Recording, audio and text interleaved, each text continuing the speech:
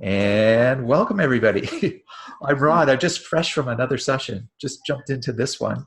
And they got it all going on. They only need a couple of minutes to get set up. This is a student voice in the math class. This is the first of a couple of related sessions. This one's about why. And let me just tell you a little bit about the presenters we have today. We got Sam. Samantha says she's likely sporting a ton of freckles from a summer tan. I don't have that. I have really bad golf tan on my socks, where my socks were down below. But freckles are great. Grew up with that. Spent a lot of time in the pool, Sam. That's great. Playing with two girls, making snacks for them all day long. She's vowed to spend the summer being super low key. I'm glad to know you've dusted off your work brain for this adventure. This is terrific. And we also we also have Alicia Schenk, another sun lover, outdoor adventuring mother with two busy boys to contrast. She's spending her summer days enjoying the pool and camping with her family. She's excited to get back into the swing of things. And instead of talking to kids, we're going to have some professional conversation today. And the two of them are joined by Carly and Brianne, who I don't know a whole lot about, but I'm assuming I'm going to learn a little bit about in a little bit. I'm going to turn it over to our presenters, but I want to thank everyone for joining. And if you haven't already discovered it, there is a chat button that will open up a little bit of a chat box, a background chat that you can participate. You can ask questions, share resources, share ideas or reflections. Any of that is game. And I'll do my best to bring it to the attention to the presenters. So without that, I'm going to turn off my microphone, sit back, and be a participant. It's all yours. Thanks, Rod. Okay, so here we are. And before we get started, we'd like to introduce our guest teachers that are joining us today. So we have Carly Best, who is actually in my dining room with us right now. And she just finished teaching the summer learning program, and that was awesome. She has lots of great things to share with us from that. She's new to the game of teaching, but is super keen to start all these awesome ideas and try them in her class. So we are happy to have her. And our other guest teacher is so Brianne Gordon. She is a teacher at London Road Public School. She's very passionate about math, and she is also really into inspiring the students in her class and their passion. She has probably spent a lot of the summer in her pool with her two boys, and we are very thankful to have her with us. So, okay, so let's get rolling here. So during our presentation, we'll just be reaching out to them to share their experiences and stuff. But you are also welcome to join in at any time to chat with them with anything you want to share or ask, and we will do our best to get to that whenever we can. So I will say I'm not a good multitasker, and talking and chatting might not be my forte. And I need to apologize. I have a summer cold / allergies, so Sam's going to do some of the talk, most of the talk. All of the talking. All of the talking. All right, let's get started. Okay, so there's our stellar fit emojis, so you know what we look like. You know, you can see it on the screen. So here is kind of some ways to connect with us today. Just as a reminder that this is being recorded and will be available on our blog after lklmpro.blogspot.com. And again, if you want to use that chat box, feel free to, and we'll do our best to get to that. Okay, so kind of our plan for the day is we're going to talk about what is student voice, and then the 4 whys around why to use it in your classroom, and then kind of a bit of a reflection at the end. We will say that the 4 whys are just things that we feel are a benefit from using student voice. We're not experts in this, but we've had the opportunity to work with a lot of great teachers and pick up a lot of valuable information from their classrooms. And I think the purpose for today's session is to really help people understand why student voice is so important because we can sit here and tell you how, but if we don't have that understanding of why prior to, then I feel like it's not as valuable. Yeah, sure. Okay, so our next slide. Is a quote that we want to share with you. Take a minute and think about it. Whoever is doing the thinking is doing it, and the learning. That was really. Can I just interrupt for a second? I think Alicia and Sam, I think we're getting a little bit of feedback on your sound. Is your so if the sound coming out of the computer is going back in the microphone a little bit, so maybe just maybe either back away from the screen a little bit with your microphone, or find a way to share one so that the sound's not looping back in. I think you might be able to get away with turning your speaker off, unless you want to hear everybody. Yeah, that might help. Let's try that. That might help get a little bit less of the feedback happening. Okay, I moved back, and Alicia moved back. Is that, Alicia, you want to talk and see that a bit better? Yeah, that sounds a little better. Let's try that. Thanks. Okay. Okay, so Curly, I want to know what you think about this goal. I think that like it kind of represents, I don't know, it's really hard as a teacher to not jump in constantly. You know, for example, during number talks, if the student shares an answer that's not right, it's really hard for us not to jump in and correct them. But if we're standing up at the front and we're talking and talking and talking, you know, who's to say those kids aren't taking it in or looking away or fiddling in their desks or doing whatever. And we need to kind of give them ownership and, you know, allow them to have a voice. Because if they are, you know, doing the talking, then they're processing it, they're learning, they're doing their thinking. But if we're just talking at them, like the likelihood of them taking it in it's pretty slim. Absolutely. Well, there's much more to add that I can sum that up. Good work, Curly. Okay. So when we think of student voice, we think about the shift being from spoken at to engaging in conversations with peers. So this allows students to voice their own ideas and understanding while feeling valued and supported.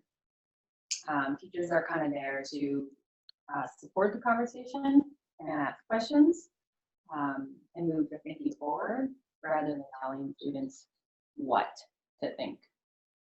Anything you want to add to that? No, absolutely. I think it is just important. Sometimes when I think of student voice, I think of being in university and listening to professors kind of lecturing at you. We want to move away from that in our classrooms, and we really want the students to have the opportunity to lead the discussions and to also have their opinions and their ideas valued, because really that is why we are there.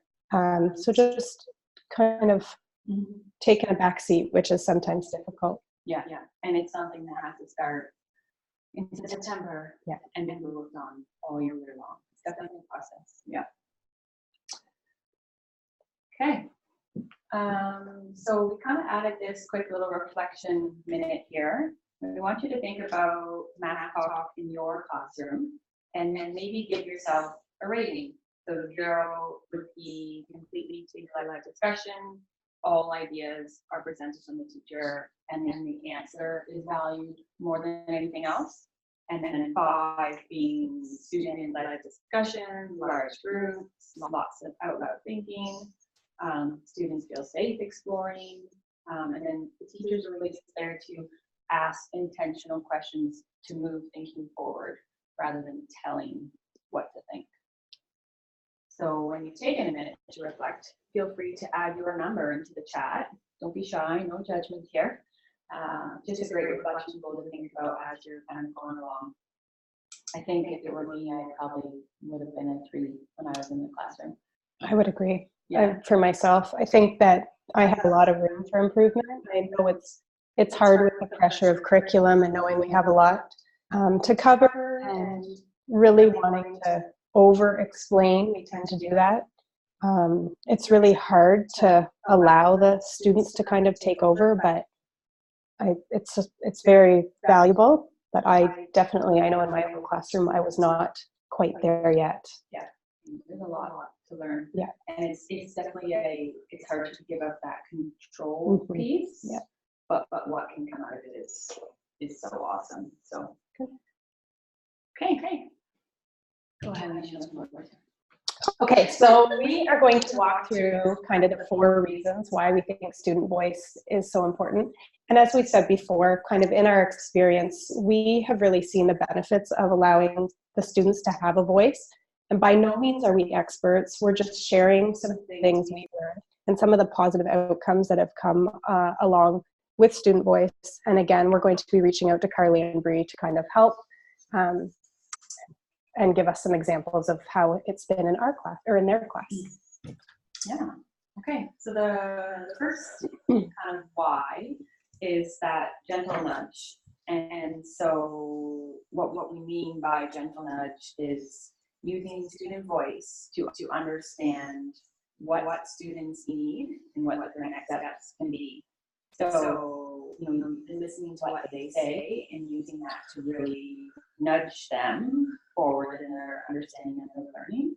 I think it's important that we as teachers really know our students the best. We spend an immense amount of time with them each day, and it is our responsibility to really understand and appreciate the varying levels that students are at. So we need to continuously provide that nudge to help students move along so they don't become stagnant in their abilities, and just keep encouraging movement. So Carly, you're up. Can we ask you kind of what you think or how you use student voice in your classroom to kind of give that nudge? I think so. I mean, I'm pretty new to the game, like you said earlier, but something that I think is difficult that teachers do, and I'm guilty of it, is you kind of have these preconceived notions of students before they even step foot in your classroom because of things other teachers have said, or even reading through their report cards or anything. So I think it's important to kind of waive those and treat them as a brand new kid. You don't know anything about them, like you've never been in there before. But something I found really helped with my students this year who kind of had to come out of their shell was open-ended questions. So I would throw a picture on the board for Minds On for Math. I wouldn't say a word about it. I'd give them time to think. And it gave these students who often didn't want to use their voice at all a chance to talk, because there wasn't that fear of right or wrong. It was just a conversation. And then that was acted as a good introduction to our math, and open those conversations and kind of gave them that nudge they needed to use their voice. And by the end, a lot of them who wouldn't say a word were sharing and, doing group work and working with partners and taking on leadership roles that they hadn't before. And it was really cool to see. So Alicia and I both had the great benefit of working in Carly's room this year. And I can say, I would see all these conversations happening, and I would see Carly kind of listening, just listening to what students are saying. And then she'd come up to me like, I'm noticing this student is really not proficient with this strategy, or I'm noticing that this student feels really good about using this strategy. And so she really did use it to then plan her next steps, as well as kind of what they needed. So, yeah. And so that makes me think of our next slide, kind of flipping the script from what student voice shifts the teacher thinking for what students can't do to what they can do. I think too, it's really important to keep in mind, it's really difficult to not have those preconceived notions about students. And when they come to you from their experience in the past, it's really difficult to kind of change that thinking. But we need to approach each day with an open mind, and we need to allow students to really give us an understanding of where they are at, instead of us assuming that we know where they are. Yeah, or because the grade 6 expectations say we should be doing this, then we should be doing this. Right. But student voice doesn't always show that that's where we're at. Okay, number 2, building student confidence. So students need to understand it's okay to make mistakes. And some of the best learning happens when students are making mistakes. I think you were saying something you heard a lot of teachers talk about, mistakes make your brain grow. Yeah, a lot of times it's interesting when I was in different classrooms that teachers would use that as kind of an avenue to open everybody's mind that everyone makes mistakes. No one in life is perfect, and we need to use those opportunities to help us better understand and allow our brain to grow and to gain all this new information. And the kids really latch on to that idea, and it gives them that confidence that they need throughout. Understanding that we're all lifelong learners, teachers, students, all of us. Yeah. So Brittany, are you still out there? We're wondering if you have any ideas for the listeners on how they can build confidence for their students, make it feel safe for them to share their voice. I've seen lots of awesome things happening in the classroom, so we're wondering what you think. I think for my own personal classroom, I think that student confidence comes from the beginning of the year. When you're building that math community, you have to really foster that confidence then. So I think it's important. I always have students working with partners in math, or at least a very small group. So that gives those of us willing to share an opportunity to share their ideas with a smaller group or a partner, allowing them to also kind of build on their ideas and feel more confident about their own ideas before they are asked to share it in like a consolidation whole group kind of situation. I also like to have small groups to share with another small group before a consolidation with a whole group. I think it allows them to think about their ideas and develop them that much further, which in turn like helps them with that confidence over that thinking or that strategy or whatever it is that we're working on. So I think that's really important in terms of sentence starters and prompts that we use. That again comes from building that math community at the beginning of the year. It's important to teach them how to respectfully disagree or agree or ask questions of each other that are meaningful. And I think that what I find is that even though you ask them, like you can ask students to agree, or if they understand what another student did, they're always going to say that they did, but truly knowing whether or not they can reiterate somebody else's strategy is really important. So teaching them how to identify what other students have done and say it in their own words, like, can you tell me what this person has done, and allow them to tell you. Mm-hmm. That's a great segue. Yeah. We tomorrow are running another session on how to incorporate student voice, just some kind of practical tips and ideas. And some of the things we just talked about, we are talking about tomorrow with sentence starters and talk prompts and talk moves. We've got a few monographs that I think will be uploaded to this whole site for people to read and peruse if you want some ideas on sentence starters to teach your kids in the beginning of the school year. So that means you have to join in tomorrow to get it. And I think that's really important. Bree brought up a couple times that math community and building that right from the get-go in September, and that is key. So yes, tune in tomorrow for more of that. Yeah, that really builds that confidence, so they feel safe, right, and respected. Okay, so number 3, student voice really encourages other perspectives. So students have this confidence building up, they feel safe to explore new ways of thinking. Then they get that opportunity to start listening to the ideas of their peers. And we know that kids really benefit from hearing what their peers have to say. And this allows them to listen to other ideas. Yes. So one of the ways we see this is through number talks. A lot of teachers use number talks, which allows students to see other perspectives and other ways of thinking, kind of have those aha moments. And Carly and Bree both do number talks, and they're awesome to watch. Bree, do you want to tell us about number talks in your classroom? So I started doing number talks a little bit differently this year. I do them in 2 groups. So I've split the class into 2 as homogeneous as I possibly can. And so when one group is number talking, the other group is reading. But I try to focus very strategy specific and very repetitive. So as much as we're working on doubling, if we're working on doubling for 3 weeks, it means like you need to move on, but it's very, very repetitive. And I think that also helps them to gain that confidence. But I also try to be really careful about writing down what they say in terms of if they want to say 5 plus 10, I don't switch it around to 10 plus 5 just because that's more comfortable for me and makes more sense to me. But so I'm really careful about the way I write down their thinking. They're all supposed to use a hand signal for whether they agree or did the worked it out the same way. But that you have to be careful too, because a lot of them will just make the hand signals and you don't really, I guess as you get to know your kids a little bit more, you know whether or not they're actually doing it the same way or not. But that's something that you develop.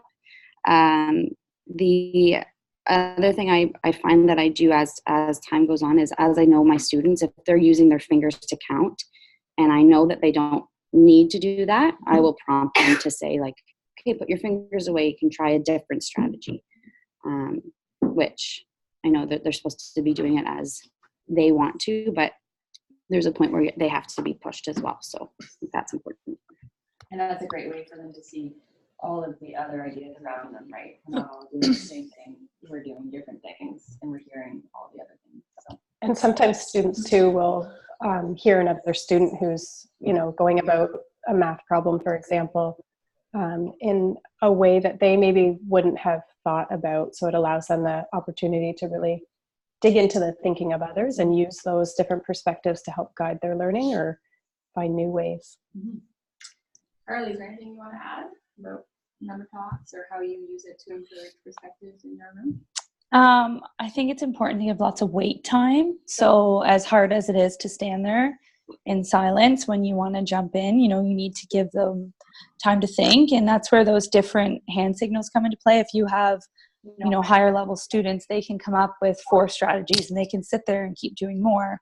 While the students who maybe are kind of stuck, you can go over there and help them a bit to get them to that one strategy. But something I think that's important that I didn't do as much until like maybe mid-year was recognize the wrong answer. So when you're writing down all the answers on the board, have the person who came up with the incorrect answer, defend it. Because I find when they're using their voice and they're talking out loud, if it's 5 times 5 and they came up with 20, if they're explaining it to you and they say, well, I did 5, 10, 15, and then they catch themselves. And when they use that voice and talk out loud, they kind of self-correct. And they're able to see their mistake and where they went wrong. And it's not just us saying, no, that's the wrong answer. And that's it. They're seeing why. And that's so valuable because there's like the other students also did 20. Yeah. They see their peer doing it and like, oh, okay, that's a common mistake. Fixed, moving on, our confidence is strong, all that kind of stuff. So so it's really just about becoming flexible thinkers and recognizing there's so many different ways of approaching things and they're all valued. Right.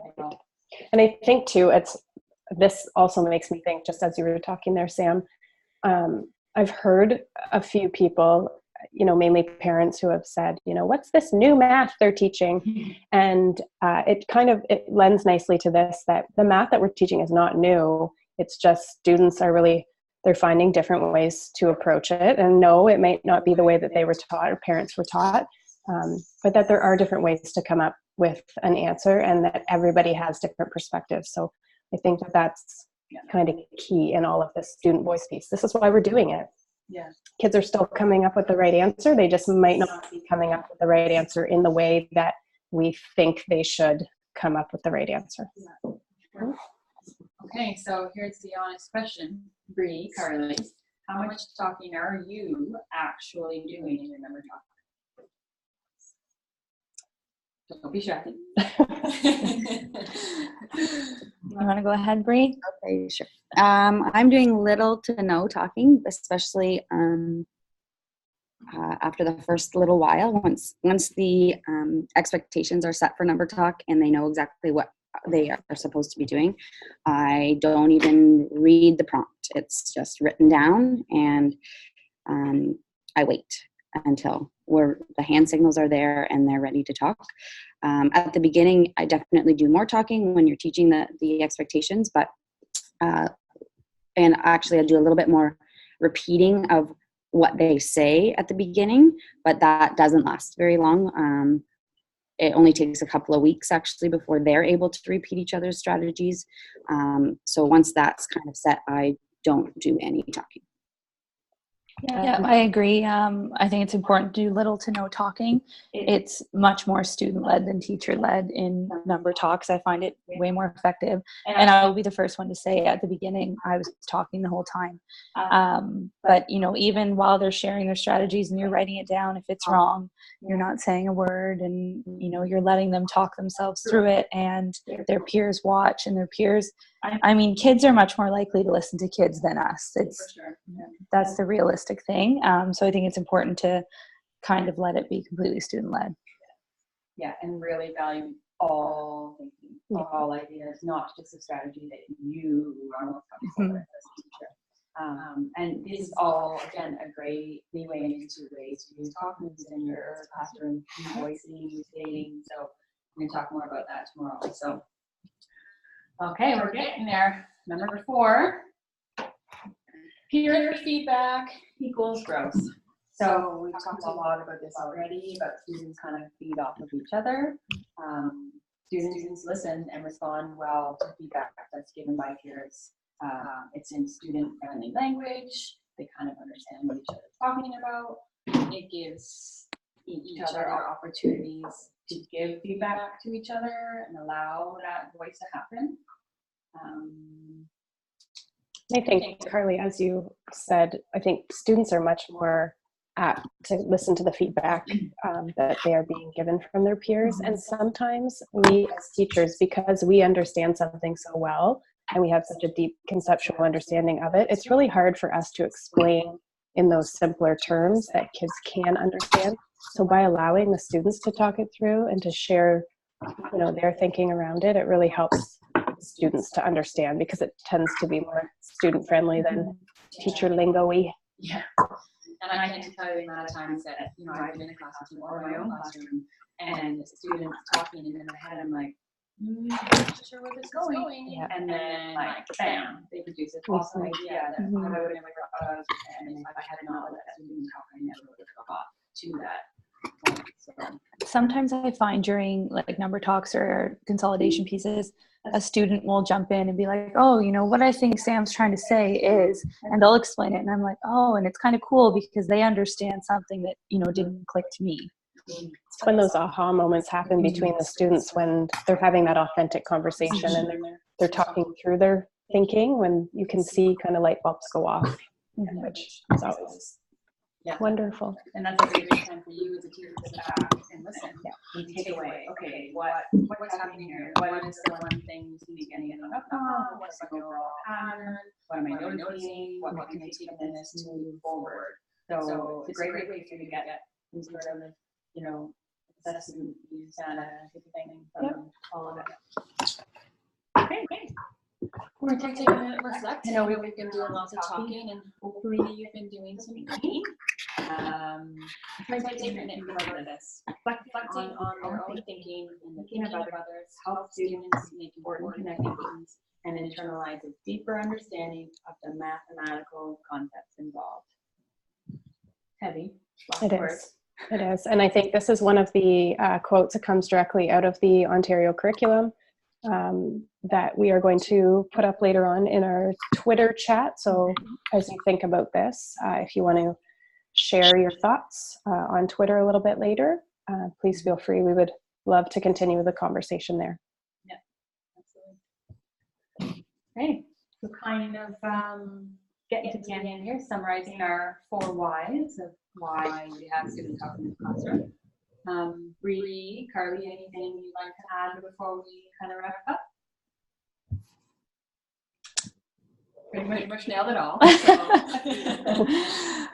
I feel like just that wait time and letting, basically, all in all, letting students talk more than you're talking, and letting them, say their thinking out loud and talk themselves through things, and getting away from teachers talking nonstop over and over. Yes. I think too that I'm looking at the chat, and there's a lot about the growth mindset in there. And I think what Carly was talking about is about acknowledging the mistakes that are being made in number talk and beyond. It doesn't have to be just number talk, but I know that often I will say that piece that we talked about, the mistakes make your brain grow. And I think having that mantra in your room is going to develop their confidence that much more, and willingness to make those mistakes. So acknowledging those from the beginning, and making them seem like those are the kids who are doing the best learning, because they're realizing their mistakes, they're changing from it, they're altering their thinking a little bit, and they're the ones whose brains are growing right now. So I think that's really important. Absolutely, that's great. Yeah. I think, mine's kind of the same. Just really want to stress the importance that teachers, we do too much talking. Like, absolutely. So I think it's just really reflecting on your own practices. Okay, how can I approach this with less talking? Just kind of throwing things out there and letting students think, letting students talk. One of the things Alicia and I kind of chatted about was teachers really kind of planning ahead and having guiding questions ready to help facilitate the conversation. I think it's a major takeaway, and something that I wish I definitely did more of in the classroom. Me too. Kind of my goal for this year, I think. So tomorrow we're going to actually provide a template of a chart teachers could use to just kind of help keep track of the talk that's happening, and it has like some questions on the bottom to kind of help move along talk, but not filling in the gaps. Yeah. And I think too, teachers can learn a lot from kind of listening and addressing those misconceptions. And I know sometimes that we feel like this is just one more thing that we have to do in our classroom in, a place that is already has so many expectations and things that we are trying to do. But by listening to the students in these situations, you need to be using that as opportunity for assessment. It's a good time to take those anecdotal notes, or to really be listening to what the kids can do. And you absolutely can use the conversations and the discourse in class towards your marks for report cards. So it's not necessarily one extra thing to do, but even in hindsight, there were many times in my own classroom that I feel like I missed opportunities to really listen to kids, and I could have gained a lot of really valuable information. So use the student voice to guide your assessments, and also, again, as we talked about, to provide the kids with the next steps and lead. Ciao for now. Anna's listening. She'd be super happy right now. She just said something in the chat. Did she? Oh. Also, someone asked in there about what age is too young to start number talk. And then someone responded and said FDK. Yeah, I've done them as young as FDK. I had some wonderful FDK number talks with an English classroom, FDK classroom, but also in an FSL classroom. And there's never an age that's too young for number talks. They can start right away. They might look a little bit different, but I would say. Yeah, I got to watch Alicia and her FSL number talk skills. They're pretty good. Yeah, I was practicing. Yeah, absolutely, FDK. Yeah. And because there's still so much valuable talk that can happen out of that. So much. Okay, we are going to leave you here with our last thought. Again, it's wordy, but it's something that is really worth taking a minute to think about. So that student voice leads to an increased likelihood that students will experience self-worth, engagement, and purpose in school. The more educators can give students choice, control, challenge, and opportunities for collaboration, the greater their motivation and engagement will be. And it's a trick. We see it all the time. I think the more we allow them to participate and be really in the learning, the more engaged they are going to be, the more willing they are going to be, rather than us sitting and chit-chatting at them. Okay, so I think, thanks for joining us. Yes, thanks for joining us today. If you would like to share your thoughts and ideas around the why of student voice, Sam and I haven't had a chance to check out the chat yet. So if there's anything you would like to continue, please join us on Twitter, hashtag LKY Student Voice. That would be great. And again, tomorrow, as we had said, we will be discussing the how and giving you some kind of practical ways to start that student voice right from the get-go. You take away ideas and stuff, because we know that's what teachers love. Yes. So Alicia will be in charge of the tweeting today. Twitter is not my strong point, but I definitely look forward to receiving your thoughts. Absolutely. And the nice thing about that Twitter is you use that hashtag, it's there. It's there. It's going to be there tomorrow. If you wrote it today, it's going to be there in a year. You'll be able to look it up. So it's a way to archive and collect ideas and thoughts that can be searched and thought later on. It's funny because here you are at a session that is very much, it's about listening. Your whole session is really about listening to the kids, but it couldn't have been done without your participation. So, thank you for actually sharing your teacher voices to help tell a little bit of this story. We had really a tremendous group of people here in the chat that, I mean, it's a large group that are just watching, but even when you put a little activity up, people were keen to adjust that slide or to have a little bit of a participation in saying, this is where I think I am. And it's that kind of finding out where students are, whether they be teachers or students or learners of any age, finding out where they think they are and having them voice that is really, you actually live that to a degree by having people in the chat. So thanks and congratulations to the whole team.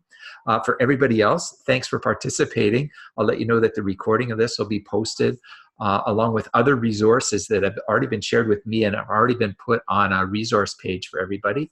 In fact, before I leave this chat, I'm going to put a link to that. But thanks to everyone. If anybody wants to grab the microphone, you can grab the microphone and say something just before I hit the stop button on there. Thank you, Rod. And Carly and Bree, thank you so much for being here with us today and your input. We appreciate it.